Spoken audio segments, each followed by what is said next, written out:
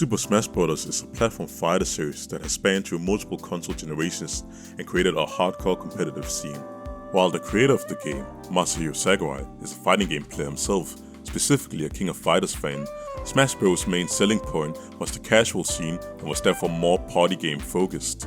Stuff like raggy stages, random items, 4-player free-for-all, and more made it so the competitive scene had to make their own format on how to best play the games for competitive purposes. Meanwhile, Nintendo would develop new Smash games, which means new characters, which means new gimmicks and mechanics. Today, I would like to go through the history of Smash and look at how these characters came over time and broke the rules of Smash Bros.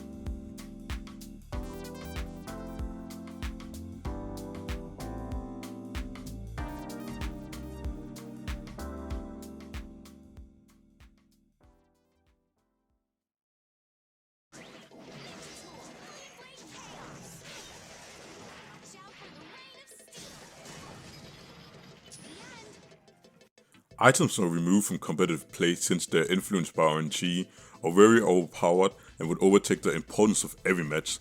Yet even all the way back in N64, we had characters that can pull out items. Now this is very tame. Stuff like all the links, bombs is something we're very used to. But what about stronger tools such as Banana Peel and Gyro? Simply by pressing down and B, you have now one neutral, created kill confirms, ledge reversal, ledge trapping, and crazy combo extensions. That's all thanks to our item. Something normally not allowed in competitive play.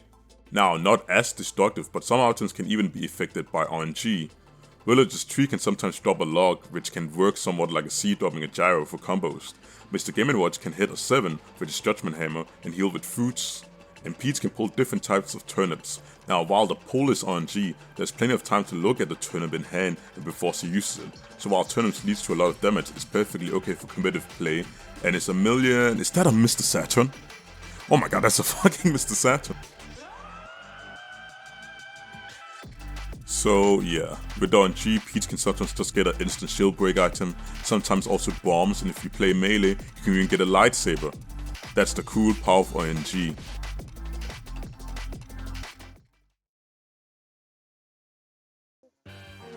Cause I summon Time Wizard! Time Wizard? Come on, out of skull! That'll destroy my life points! Alright, it's Time Warp time! R.N.G is something everyone wants to avoid. As we are competing in a 1v1 environment, we want to make sure the outcome is only based on 2 players going up against each other. Effects such like stage transformations, hazards, and such are just too janky and does not showcase the skill of a player. Again, going back to Peach turnips, or Peach could just be lucky and pull a bomb and suddenly just win, but it's clear for both players to see and can even backfire on the Peach player once again. There's also Luigi, known for having a shitty recovery and terrible air mobility, and also for his... No, I don't want to go back, no! There is not much R.N.G going on for a man in green besides his side B here, Misfire. Now you might ask yourself, why is he called Misfire? That's why. Sometimes Luigi will just make it back on stage anyway and kill you at the same time. It's rare, but it could happen, and it's up to you to figure out if you want to take the risk to edgeguard him or not. But what if you could combo into R.N.G win? Introducing Judgment. Remember this move? We talked about it not too long ago and how it could spawn fruits to heal a player. Well, that was the number 7. And the move can hit any number from 1 to 9, which can lead to a lot of stuff, even hurting yourself. Great. What we're focusing on is the number 9, which is pretty much an instant kill on the entire roster, which you can true combo into with a throw, meaning that if you believe that you're about to lose, you could always just grab someone and bet it all. Heck, you could win the entire thing right then and there if you're lucky, so why not do it? Go now, today, grab your local Bowser man, hit a side B, who knows, that could be your upset right then and there. Hero's R.N.G is on the level like no other character in the roster. Hero is the only character in the game who's able to hit crits with his smash attacks, which happens to be 1 in 8 chance of happening. That's even better than Game & Watch's hammer. A down B that summons a random list of 4 moves that can be brokenly powerful, such as a borderline inescapable projectile, passive reflector that flat out ruins characters, covering every recovery option at once, or just blowing up. Drag and Rag, you could just, die. I mean, it only does 3 percentage. Rag has no knockback nor windbox, so just taking the hit and countering should be easy, but you could die. And then there's Hocus Pocus. Oh no! No! Do it! Oh! Do it! There goes my hero! No way! Watch him swings! What is going on?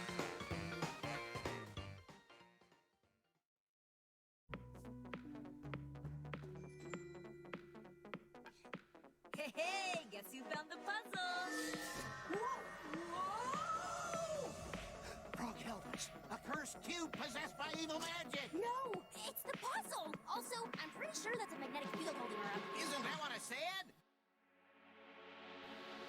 Hazards are avoided or flat out turned off depending on which Smash Bros game you play. Melee players even modded the game to make Pokemon Stadium stay still to avoid more stage hazards. Ultimate having a toggle switch allowed us to have similar effect with PS2, but at the cost of the well-beloved Sense Ball hazards on Smashville. Anyway, as Smash Bros went on, it was not enough for Sakurai that some characters could spawn items. He went even further beyond and said, "Behold, character that spawns hazards," and created Pac-Man. Now, Pac-Man can throw down a hydrant, which is a projectile that will land on any top solid surface, spew 2 wind boxes to each ray twice, and then vanish again. It has HP, can be destroyed by each player, and kills. While some stages are banned because of hazards, some are just flat out banned because of designs. Stages with walk-offs, multiple pits to fall in, and walls to bash into are normally automatically banned. So what happens when you got a character that now can just change the stage?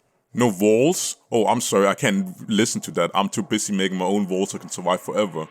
Playing on Final Destination so there's no platform and I have poor landing options. Oh, I'm sorry, I thought you said PS2. Everyone likes PS2, so I decided to make it myself. The amount of stuff Steve can make is insane, and one of the clearest cases of a character breaking the rules of competitive play. But I will let it slide cause he is funny.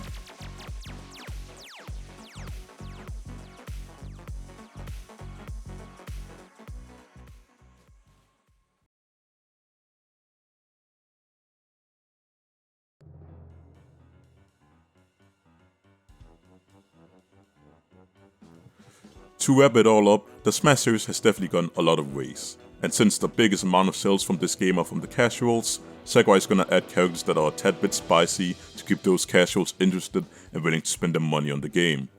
Sometimes it's great, sometimes it's terrible, but it's all still Smash Brothers. Thanks for watching. If you have any characters that breaks the rules of competitive Smash or Smash at all, please tell me about them in the comments below. If you like this video, then consider hitting the like button and subscribe as well, as it helps a lot. Thank you so much. Remember to enjoy yourself.